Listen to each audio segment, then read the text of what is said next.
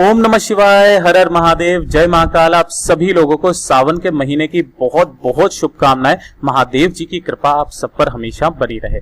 पूज्य गुरुजी हमेशा अपनी कथाओं में कोई न कोई नए उपाय हमेशा बताते रहते हैं और सावन के महीने में करने वाला एक बहुत ही सुंदर सा उपाय है। मात्र आपको कांटा चढ़ाना होगा शिवलिंग पर। 24 घंटे में आपके चमत्कार देखने के लिए मिलेगा। आपके धन की कभी कभी भी आपके जीवन में नहीं रहेगी। आपका व्यापार, आपका ऑफिस हमेशा तरक्की पर जाएगा और आपकी जो नौकरी है उसमें आपको पदोन्नति जरूर मिलेगी। पूज्य गुरुजी की कथा से सुन करके और समझ करके पूरे उपाय को बड़े ही विस्तार से बताऊंगा, परंतु उससे पहले आप सबसे एक छोटी सी गुजारिश करूंगा कि जो लोग पहली बार आए हैं चैनल को सब्सक्राइब जरूर करना और वीडियो को लाइक करके महादेव जी का कोई सा भी प्यारा नाम कमेंट बॉक्स में लिखना मत भूलिएगा। देखिए, आप सब लोग वीडियो तो देख लेते हैं, उपाय भी कर लेते हैं, लेकिन आप सब्सक्राइब नहीं करते हो।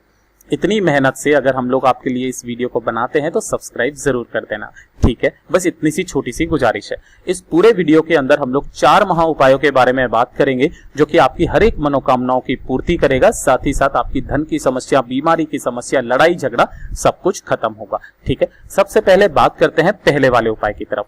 ये जो पहला वाला उपाय है ना, ये आपकी धन की समस्या अगर आपके घर में बहुत ही ज्यादा है उसके लिए होगा।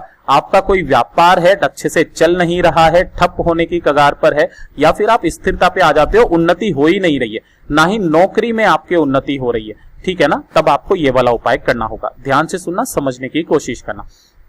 सावन के महीने में कभी भी इस उपाय को कर लेना, लेकिन एक नियम बना करके करना। हफ्ते में कम से कम एक बार इस उपाय को जरूर करना, ठीक है। देखिए, आपको इस उपाय के लिए क्या चाहिए, आपको चाहिए होगा काला तिल, ठीक है ना। तो काला तिल जब भी आप लें हमेशा, देखिए इस वाले कथा में जो गुरुदेव ने बताया था कि आपको काले तिल कितने लेने हैं, तो आपको काले तिल की कोई संख्या फिक्स नहीं बताई है, मात्र ऐसे बोला कि एक चुटकी काले तिल ले लेना, है ना। एक चुटकी में चाहे कितने भी दाने आ जाए वो ले लेना, ठीक है। इसके बाद में आपको लेना होगा बबूल का कांटा, ठीक है। जैसा मैंने आपको कांटा बताया था ना, तो कांटा आपको किसका लेना है, बेलपत्री के पेड़ का नहीं लेना इस वाले उपाय में। इसमें आपको लेना है बबूल का जो पेड़ होता है ना, आपके झाड़ियों में वगैरह में या खेतों में काफी सारे बबूल के पेड़ लगे हुए रहते हैं, आपको वो बबूल का कांटा ले लेना। ध्यान रखना, ये शमी का पेड़ नहीं है। इसकी भी पत्तियां लगभग शमी के जैसी होती है, लेकिन शमी का पेड़ नहीं है, यह है बबूल का पेड़। आपको बबूल के पेड़ का कांटा लेना होगा, ठीक है। और इसी के साथ गुरुदेव ने संख्या फिक्स बताई किसकी, शमी पत्र की। आपको ऐसे करके शमी के पत्ते लेने होंगे। ये जो गोला बनाया ना, ये एक शमी का पत्ता है, आपको ऐसी 5 शमी पत्र लेने हैं, ठीक है। तो एक चुटकी काले तिल, एक बबूल का कांटा और 5 शमी पत्र, इन सभी को आपको अपनी एक मुट्ठी में भर लेना है। और मुट्ठी में भर के जो भी आपकी दुकान है, ऑफिस है, या फिर आपके घर की तरक्की नहीं हो रही है, किसी भी व्यक्ति की नौकरी में तरक्की नहीं हो रही है, तो आपके घर पर है या फिर आपके ऑफिस के ऊपर से या फिर आपकी दुकान के ऊपर से आपको इसे अपनी मुट्ठी में भर के कितनी बार उसार लेना है, 21 बार। उसका जो मुख होता है ना, जैसे दुकान का मुख है उसके ऊपर ऐसे करके आप उसार लो, ठीक है। या फिर ऑफिस का मुंह है उसके ऊपर ऐसे बार उसार लो। आपको 21 बार इसे उसार लेना है।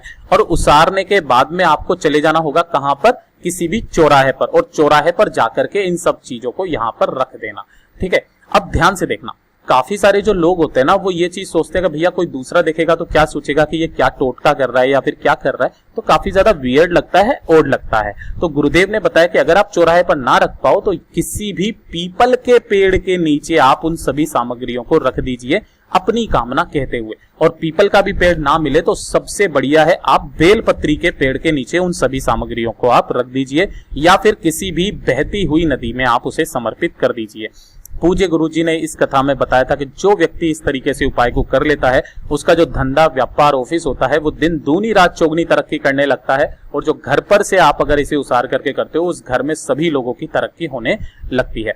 पूज्य गुरुजी का ये वाला उपाय बहुत ही खास और अचूक है, जरूर कीजिएगा। नियम बना करके सावन के महीने में किसी भी दिन इस उपाय को कर लेना, ठीक है। अब बात करते हैं दूसरे वाले उपाय की तरफ। दूसरा वाला जो उपाय है वो ध्यान से सुनना, किन लोगों के लिए है, ये होगा बीमारी के लिए। देखिए, आजकल की जो सबसे चर्चित बीमारियां हैं वो है माइग्रेन, है ना।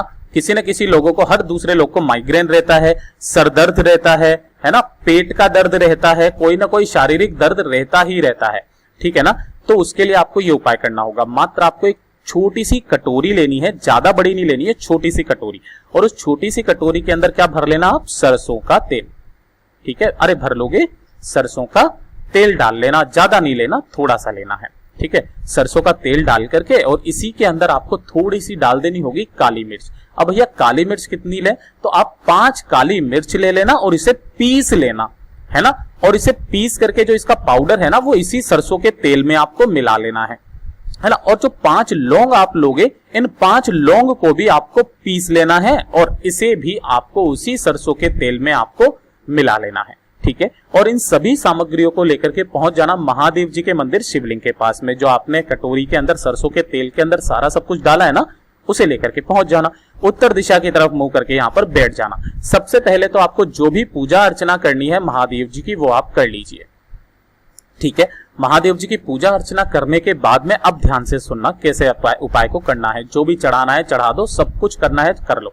अब आती है उपाय की बारी। उपाय के अंदर आपको करना क्या होगा, ओम नमः शिवाय श्री शिवाय नमस्तुभ्यं का स्मरण करते हुए आपको उस पूरा का पूरा जो सरसों का तेल है जिसके अंदर आपने काली मिर्च और लौंग मिलाया है, वो शिवलिंग के ठीक ऊपर आपको समर्पित करना होगा, ठीक है ना। अब समर्पित कर देने के बाद में वो जो तेल है वो बहता बहता थोड़ा थोड़ा सा क्या होगा, शिवलिंग से नीचे की तरफ आने लगेगा। तो आपको अपने हाथों से उसे इकट्ठा करना है और जो जिस कटोरी में आप लेकर के आए हो ना, उसी कटोरी में वापस से जितना हो सके आपको इसके अंदर जमा कर लेना है, ठीक है। और महादेव जी से विनती करके आपकी बीमारी की उसे लेकर के आपको अपने घर पर पहुंच जाना है। जैसे ही आप घर पर पहुंचेंगे तो पहुंचने के बाद में आपको डेली एक उपाय करना है कि आपकी जो नाभि होती है उस नाभि पर आपको इस तेल को दिन में 3 बार जरूर लगाना होगा, ठीक है ना। देखिएगा धीरे धीरे करके आपकी ये जो सर दर्द की समस्या, पेट दर्द की या फिर माइग्रेन की समस्या है वो खत्म होने लग जाएगी। दूसरी बात, कब तक करना है ये वाला उपाय, जब तक आपका तेल चल रहा है तब तक आपको करना है। और अगर आपके मन में शीतलता चाहिए, सब कुछ चाहिए, तो आप ये वाला उपाय जैसे ही वो तेल खत्म हो फिर से वापस उपाय को कर लेना। लेकिन ध्यान रखना ये वाला उपाय आपको कब करना है, शनिवार के दिन करना होगा। किस दिन, शनिवार के दिन करना है, ठीक है। अब ध्यान करते हैं तीसरे वाले उपाय की तरफ। तीसरा वाला उपाय किसके लिए होगा, आपकी मनोकामना पूर्ति का सबसे सुंदर उपाय कहता हूं मैं इसको। इससे सुंदर उपाय आपका हो ही नहीं सकता है, कोई सी भी मनोकामना क्यों ना हो। आपको 1 लोटा शुद्ध जल लेना है अपने घर का, ये ध्यान रखना, अपने घर का शुद्ध जल ले लेना। अपने घर का शुद्ध जल लेने के बाद में आपको करना क्या होगा, 1 लेनी होगी बेलपत्र, मात्र 1 बेलपत्र आपको लेनी है, ठीक है ना। और थोड़ा सा लेना होगा लाल चंदन, लेकिन ध्यान रखना जो आप बेलपत्र लोगे वो कहीं से भी खंडित ना हो, ठीक है। थोड़ा सा ले लेना लाल चंदन। गुरुदेव हमेशा कहते हैं कि इस तरीके से एक मुठिया आप रखा कीजिए और इसे घिस करके ही आप लाल चंदन निकाल करके प्रयोग में लिया कीजिए, ठीक है। जब आप इसे घिसेंगे तो लाल चंदन निकलेगा। उस लाल चंदन की आपको इस वाले बेलपत्र पर 108 बिंदियां बनानी है। अब बनानी कैसे, उसे ध्यान से सुनना, ठीक है। देखिए काफी सारे लोग क्या करते हैं, इस वाली बेलपत्री पर 108 लगा देते हैं, इस वाले पत्ते पर 108 लगा देते हैं और इस वाले पत्ते पर 108 लगा देते हैं। ऐसा नहीं करना, आपको कुल मिलाकर के 108 बिंदियां लगानी है इस पूरे बेलपत्र पर, तीनों पत्तियों पर मिलाकर के 108 बिंदियां आपको ऐसे करके लगानी है, ठीक है ना।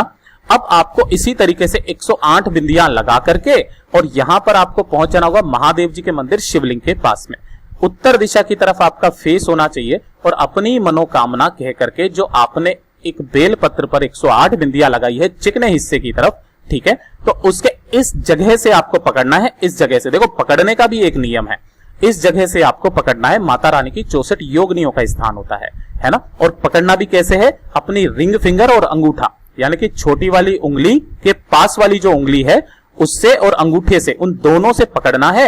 और इस वाले शिवलिंग पर एक स्थान होता है महादेव जी की सबसे छोटी पुत्री, सबसे प्यारी पुत्री, किसका, माता अशोक सुंदरी का स्थान। तो माता अशोक सुंदरी के स्थान पर आपको समर्पित कर देना होगा। जिस तरफ आपने चंदन लगाया है वो रहेगा नीचे की तरफ, बेलपत्र की डंडी रहेगी जलाधारी की तरफ, बड़ी वाली पत्ती रहेगी शिवलिंग की तरफ। अपनी मनोकामना कह करके यहां पे रखना है और उसे वापस से उठा करके और वापस शिवलिंग के ऊपर समर्पित कर देना होगा। कैसे करके, ठीक उसी तरीके से जो डंडी रहेगी वो जलाधारी के तरफ, बड़ी वाली पत्ती इस तरफ में, ठीक है ना।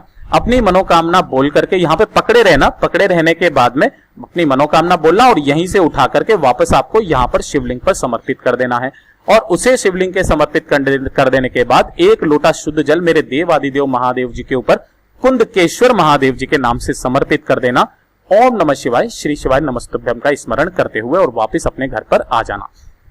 ध्यान रखना इस वाले उपाय को करने का जो समय है वो आपको प्रदोष काल के समय करना होगा। और किस दिन करना है ये चीज जरूर ध्यान रखना एक नियम बना करके करना सावन के महीने में, आपके उस नियम से ही महादेव खुश होंगे, आपकी सारी मनोकामनाओं की पूर्ति करेंगे। ठीक है, या तो हो सके तो हर सावन के सोमवार इस उपाय को जरूर कर लेना, आपकी सारी मनोकामनाएं पूरी जरूर होगी। ठीक, अब बात करते हैं अगले उपाय की तरफ, जो कि है चौथा उपाय। देखिए, काफी सारे परिवारों में हमेशा लड़ाई झगड़ा कलेश पति पत्नी के बीच में नहीं बनती है, माँ बेटे के बीच में नहीं बनती है, हमेशा लड़ाई झगड़ा रहता है।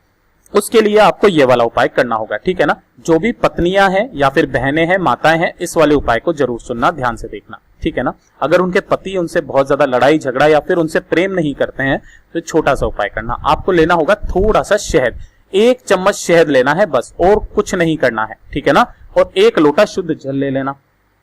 ठीक है, इन दोनों चीजों को लेकर के प्रदोष काल में पहुंच जाना महादेव जी के मंदिर शिवलिंग के पास। सावन के महीने में किसी भी दिन आप इस उपाय को कर सकते हो। ठीक है ना, यहां पर पहुंचने के बाद सबसे पहले आपको 1 लोटा शुद्ध जल देवादिदेव महादेव जी के ऊपर समर्पित कर देना होगा। ओम नमः शिवाय, श्री शिवाय नमस्तुभ्यम का स्मरण करते हुए श्रम्भेश्वर महादेव जी के नाम से, श्रम्भेश्वर महादेव जी के नाम से। ठीक है ना, और आपकी जो अनामिका उंगली है रिंग फिंगर, उस रिंग फिंगर को आपको उसी शहद से माता अशोक सुंदरी का जो स्थान है, जो मैंने अभी अभी आपको बताया, उस जगह पर आपको 7 बिंदियां लगा देनी होगी। उस व्यक्ति का नाम और गोत्र बोल करके, जो आपके घर में बहुत ज्यादा लड़ाई झगड़ा या किटपिट करता है, उसका नाम और गोत्र बोल करके 7 बिंदियां आपको यहां पर लगा देनी है। और महादेव जी से विनती करनी है कि ये जो व्यक्ति है हमारे परिवार का, मेरा पति या मेरा बेटा या फिर जो भी है, बहुत ज्यादा लड़ाई झगड़े करते हैं या फिर किसी न किसी बात पर कलेश करते हैं, तो कैसे भी करके इन्हें शांत कीजिए, सही रास्ते पर ये आ जाए। बस इतना सा आपको विनती करना है और वापस चले आना है। जो महिला, जो स्त्री, नारी, बहन, जो भी बेटी है, वो अपनी पूरे तन मन धन से जो महादेव जी का एक खास नियम से इस उपाय को कर लेती है, उसके घर में सब लोग उससे प्रेम करते हैं, लड़ाई झगड़ा खत्म होता है। पूज्य गुरु जी ने जैसा अपनी कथाओं में बताया, वैसा आसान भाषा में आपको बताने का संपूर्ण प्रयास किया।